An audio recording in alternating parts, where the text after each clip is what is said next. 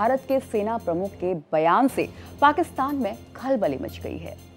उपेंद्र द्विवेदी ने साफ कहा कि ऑपरेशन सिंदूर तो सिर्फ एक ट्रेलर था और बस इसी एक लाइन ने पाकिस्तान की बेचैनी को बहुत ज्यादा बढ़ा दिया है।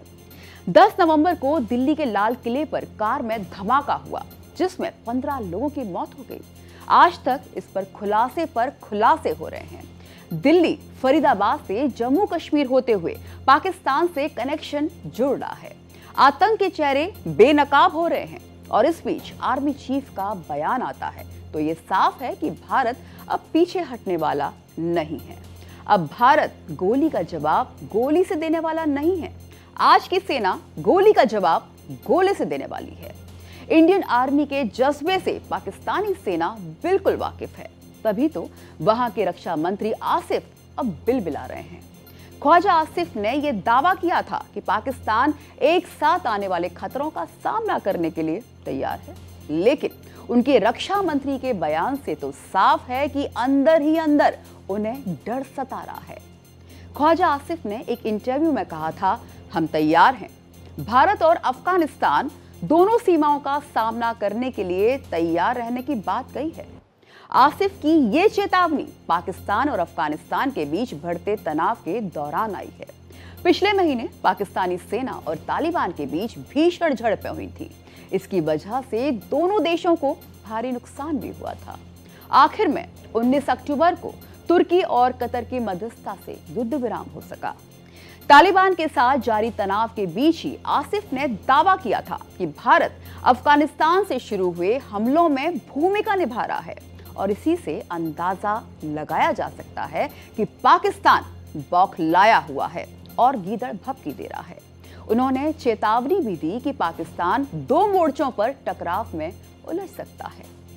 पाकिस्तानी मीडिया रिपोर्ट्स के अनुसार आसिफ का कहना था कि इस्लामाबाद और काबुल के बीच तनाव का मुख्य कारण भी भारत है, लेकिन आर्मी चीफ के बयान के बाद शायद वो समझ जाएं कि हिंदुस्तान छिपकर वार नहीं करता है।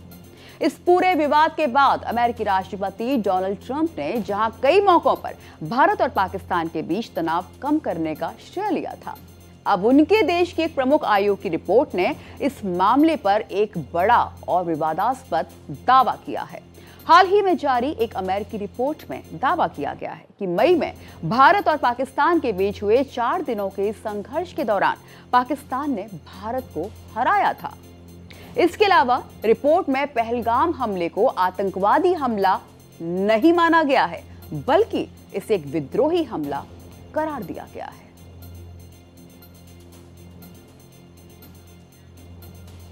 और आइए बढ़ते हैं अपनी अगली खबर की तरफ। टॉप एंगल की आज की अगली स्टोरी है सोशल मीडिया से जुड़ी। फेसबुक और इंस्टा के बगैर आजकल सोशल मीडिया के बारे में सोचा नहीं जा सकता है। क्या बच्चे क्या बड़े, सबको इसकी एक तरह की आदत लग गई है। लेकिन ऑस्ट्रेलिया ने लिया है कुछ ऐसा फैसला कि बाकी देश भी एक बार वैसा ही करने की सोच सकते हैं।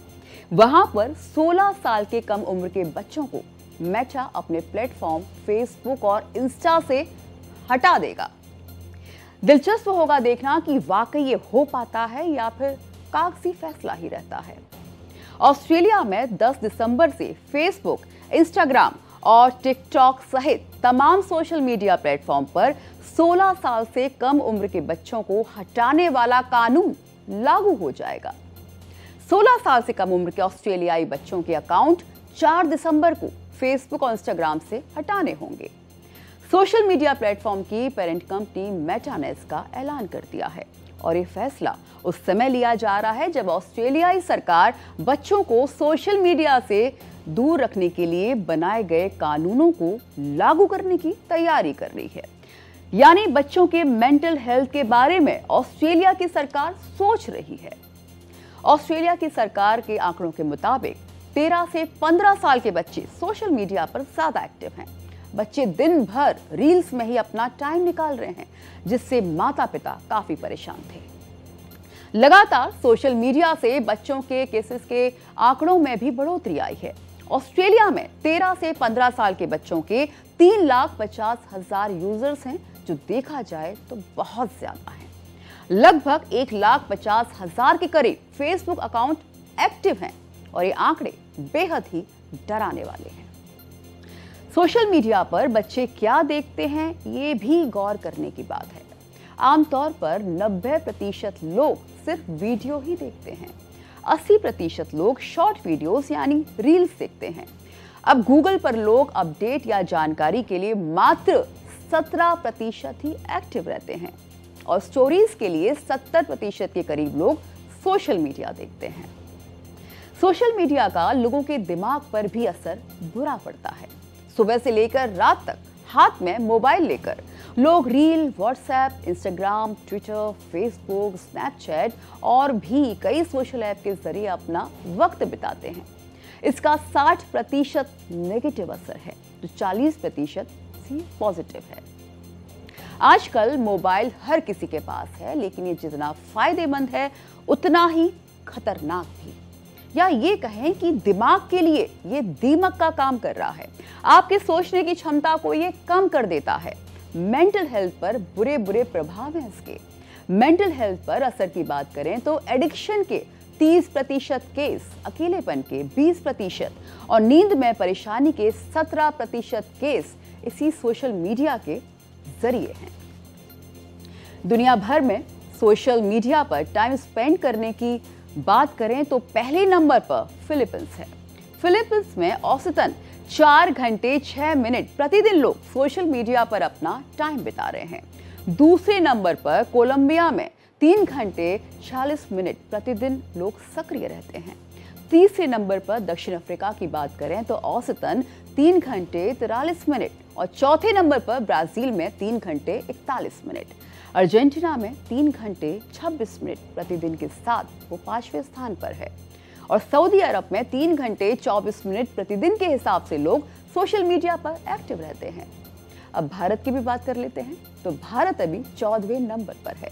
भारत में 2 घंटे 36 मिनट प्रतिदिन के हिसाब से सोशल मीडिया पर यूजर्स एक्टिव हैं, लोग एक्टिव हैं। लेकिन आने वाले दिनों में भारत तेजी की रफ्तार के साथ आगे बढ़ रहा है। भारत में देखा जाए तो 10 से 15 साल का बच्चा भी सोशल मीडिया पर काफी एक्टिव है। रील्स हो, फेसबुक हो, इंस्टाग्राम हो, इंडिया के बच्चे रीलबाजी में आगे निकल रहे हैं, जो कि बेहद ही चिंताजनक है। और आने वाले समय में हो सकता है कि ऑस्ट्रेलिया की सरकार की तरह भारत की सरकार भी कोई कड़ा कानून ले आए। ऑस्ट्रेलिया में मेटा का इमरजेंसी एक्शन है तो बाकी देश भी इसे गंभीरता से देख रहे हैं। न्यूजीलैंड के प्रधानमंत्री क्रिस्टोफर लक्सन बच्चों के सोशल मीडिया से दूर रहने के लिए एक ऐसा ही कानून लाने वाले हैं। और इसी तरह नीदरलैंड की सरकार ने इस साल माता पिता को सलाह दी है कि वो 15 साल से कम उम्र के बच्चों को टिकटॉक और स्नैपचैट जैसे सोशल मीडिया ऐप का इस्तेमाल करने से रोकें। दुनिया भर के सोशल मीडिया नियमों पर भी इसका असर पड़ सकता है। कई विशेषज्ञ मानते हैं कि अगर ये कानून सफल रहता है तो अन्य देश भी इसी तरह के कानून लागू करने पर विचार कर सकते हैं। और होना भी यही चाहिए कि माता पिता अपने बच्चों को नाबालिग रहने तक मोबाइल के इस्तेमाल से दूर रखें। भारत में भी सभी को एक खबर देखनी चाहिए और सोचना चाहिए कि एक गंभीर बीमारी है और लेकिन इसका इलाज भी उन्हीं के हाथ में है, क्योंकि आने वाले समय में कहीं देर ना हो जाए। सोशल मीडिया एक खतरनाक हथियार के तौर पर काम कर रहा है। कई देश तो इस पर पैनी नजर बनाए हुए हैं। ब्राजील में तो साल 2024 में दुष्प्रचार विरोधी कानूनों का पालन नहीं करने पर एक्स प्लेटफॉर्म पर अस्थायी प्रतिबंध भी लगाया गया था। चाइना में तो सोशल मीडिया पर सबसे कड़े नियंत्रण हैं। फेसबुक, ट्विटर और इंस्टाग्राम जैसे प्लेटफॉर्म चीन में ब्लॉक हैं और सरकार वीचैट और वीवो जैसे घरेलू सोशल मीडिया पर पूरी नजर रखती है और सेंसर भी करती है। उत्तर कोरिया में सोशल मीडिया और इंटरनेट पर लगभग पूरी तरह से बैन है। केवल कुछ ही लोगों के एक छोटे वर्ग के पास इंटरनेट तक की पहुंच है और सोशल मीडिया प्लेटफॉर्म पर प्रतिबंध है। सरकार सभी सूचनाओं पर कड़ा नियंत्रण रखती है और सोशल मीडिया के गलत उपयोग के लिए कड़ी सजा भी हो सकती है।